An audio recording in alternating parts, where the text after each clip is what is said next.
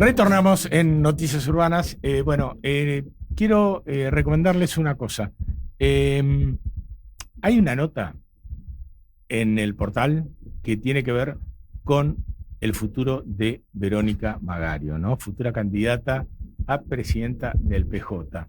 Se va a enfrentar nada menos que al kirchnerismo, o sea, a esa dupla que integran madre e hijo, Cristina Fernández y Máximo Kirchner.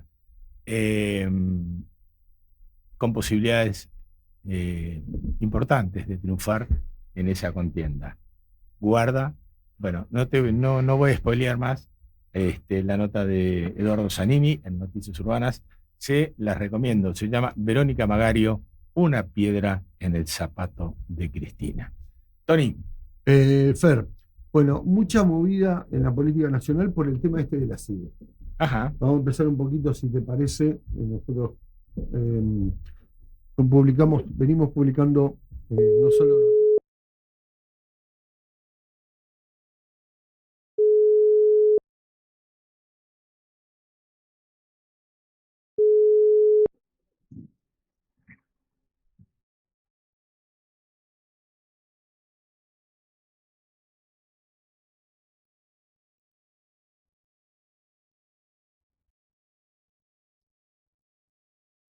guarda, porque este tema va a traer cola, porque es un tema muy muy polémico, por decirlo lo más suave. Sí, es súper pesado y, claro, quizás sea una de las cosas que podamos charlar con quien tenemos en línea, que es un destacado periodista y conductor hoy en el Destape, también cantante, bajista de, mirá cómo se llama el Grupo Viesa. ¿De quién será hincha, no, este señor? Bueno, estamos en comunicación con Nico Lantos. ¿Cómo estás, Nico? Fernando Riva aquí con Tony Lizano. Buen día, Fer, Tony, todos, ¿cómo andan? Bien. Un gusto tenerte en el programa, Nico. Y la verdad, felicitarte porque es de consumo obligatorio cada vez que te pones al frente de tantos equipos que integras ahí en el Destape. Bueno, vamos a los bifes, Nico. A ver, ¿cómo Dale. analizás la movida que terminó con el secuestro de Nicolás Maduro y Cilia Flores, ¿no? ¿Cuáles fueron para vos las razones y qué escenarios se abren a partir de esto? Esa es una de las grandes preguntas que esta semana, han tenido tantas respuestas posibles como analistas y además, así como decimos que todos los argentinos somos directores técnicos, por momentos parece también que todos los argentinos somos expertos en geopolítica, pero creo que a esta altura del partido tenemos la ventaja de que el protagonista de esta historia, que es el presidente de Estados Unidos, Donald Trump, es muy vocal respecto a sus motivaciones y a sus planes, y si bien obviamente no podemos asumir que todo lo que dice es cierto y que no se guarda nada, porque seguramente lo hace, pero a esta altura del partido está claro que lo que hay es una nueva o renovada voluntad imperial, ya no en los términos de ese imperio de Negri, digamos, de ese imperio de soft power, sino en términos mucho más parecidos a los de otras épocas del siglo XIX y demás, digamos, una dominación política desembosada. Ayer Trump, en una entrevista con el New York Times, dijo que el único límite en política internacional es su propia moralidad y que no necesita el derecho internacional. Bueno, claramente ahí hay una pista de cuál es la intención detrás de este ataque, que todavía no conocemos en detalle, porque la verdad es que se sabe bastante poco de lo que sucedió efectivamente en la madrugada del sábado en Caracas, pero sin duda marca una nueva etapa para Estados Unidos y por lo tanto una nueva etapa para el mundo, y hay que empezar en todo caso ya a prestarle atención a cómo sigue esto, porque tenemos lo que sucedió o está sucediendo en el Atlántico con algunos barcos que está Estados Unidos interviniendo militarmente.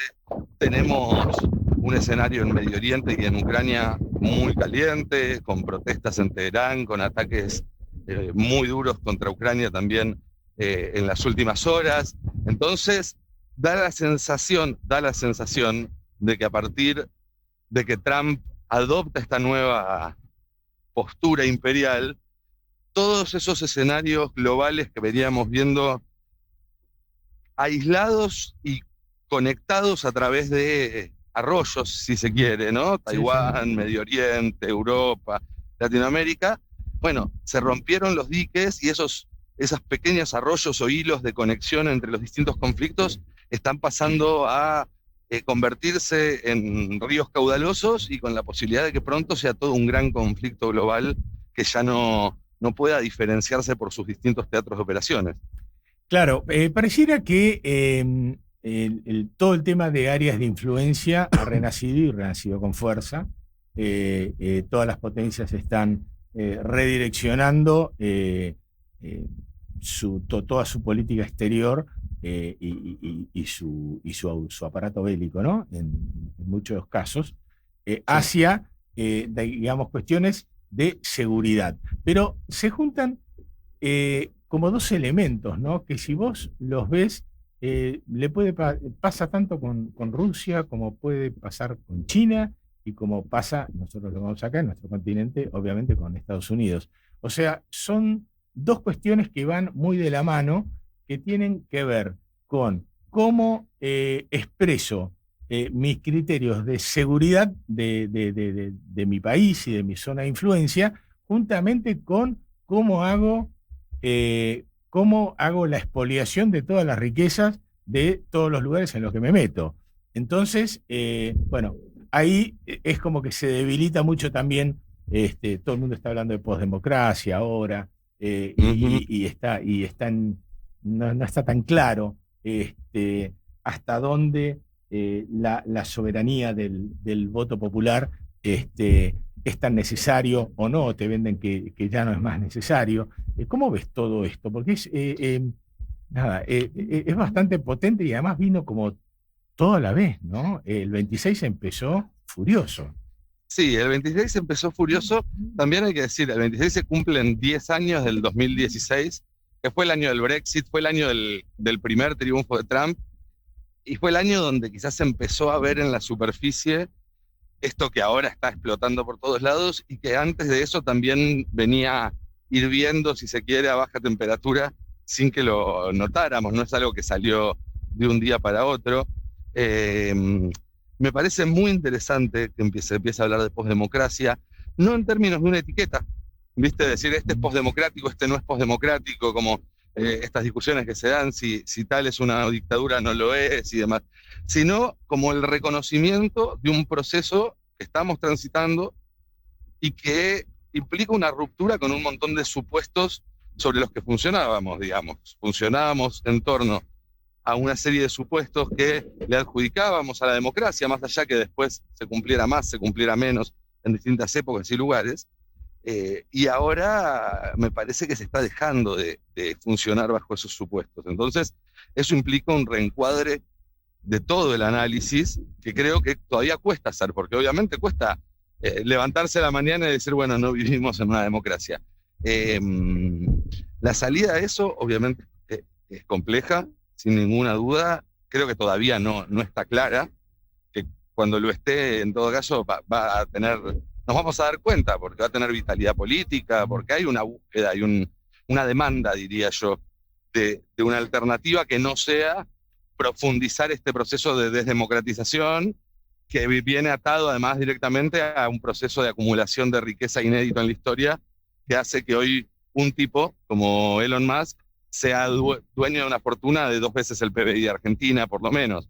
Entonces, ahí creo que hay una ecuación que resolver por parte de, ¿cómo decirlo?, para no ponerlo en términos ideológicos, de todos los que no queremos que el mundo siga esta deriva, esta espiral que viene llevando en los últimos años, de menos democracia, de menos derecho internacional, por lo tanto de menos seguridad de que mañana te vas a despertar y vas a seguir teniendo más o menos tu vida, porque de eso se trata. Pero a la vez es un mundo de trabajos más precarios, donde cuesta cada vez más tener una vida digna, y todas esas son crisis que quizás no son la misma crisis, pero sí que funcionan de manera concéntrica. Son Claro. como un sistema solar que orbita alrededor de la acumulación de capital en pocas manos y del peso que esas pocas manos, a través de la acumulación de capital y también a través del control de las herramientas que manejan, las redes sociales, los teléfonos y demás, tienen un manejo de tecnología y de capacidad de saber sobre nuestras vidas, sobre lo que hacemos, sobre lo que elegimos, y de utilizarlo para manipularnos. Bueno, eso para mí configura una novedad de esta época, y creo que lo que hay que hacer es construir un segundo polo que se oponga a eso. Claramente los movimientos de ultraderecha o de fascismo neoliberal, como le digo yo, tienen que ver con el proyecto político de estos súper ricos, de estos súper millonarios para el planeta Tierra.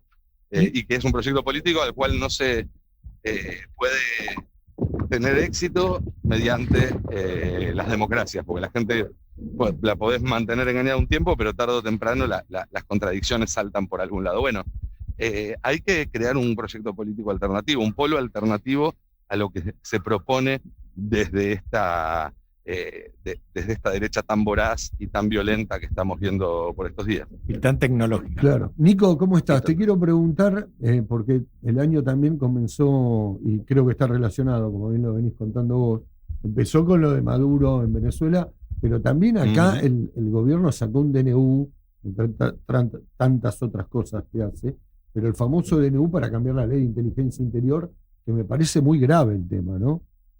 Por el tema que el poder Sí, que le y da que la está- CIDE. Decime, perdón. No, y que está directamente vinculado con lo de Venezuela. A Absolutamente. ver, Estados Unidos no puede imponer el control imperial en todo el continente como lo hizo en Venezuela. Cuando él amenaza a bombardear México, a bombardear Colombia, en realidad lo que está haciendo es diciéndoles a los presidentes de México, de Colombia, siéntense a negociar conmigo sabiendo que yo ya bombardeé y secuestré a uno de ustedes. Claro. Eso le da un peso a su amenaza, ¿no? Y entonces te obliga a negociar de otra forma. Petro, Sheinbaum, cualquiera, se sienta distinto adelante de Trump después de lo de Maduro, porque sabe que no es solo una amenaza, sino que ya lo hizo una vez. Pero la verdad es que no lo puede hacer todas las veces. Va buscando maneras. En la Argentina es donde más fácil y más barato le salió, porque se eligió a un presidente dispuesto a ofrecerle más de lo que piden. Ahora, ese presidente necesita herramientas para mantener controlada a su población. ¿Controlada para quién? Para Estados Unidos. Este decreto es un decreto que en realidad sirve a Estados Unidos más que a Milei, porque Milei es una ficha que se puede cambiar en cualquier momento, Claro. pero después puede venir otro y va a seguir haciendo lo mismo o algo incluso peor, porque esto es otra lección de esta época, ¿no? Siempre puede empeorar un poco más. Estos plenos poderes al sistema de inteligencia definitivamente tiene que ver con la dominación imperial de Estados Unidos sobre este hemisferio. Y te agrego algo más, que es algo que no lo vi en la mayoría de las coberturas y que para mí es crucial, y si no es el título más importante, le pegan el palo, que es que hay una parte de esta reforma, que es la que habla de la conformación de una comunidad de inteligencia, Sí.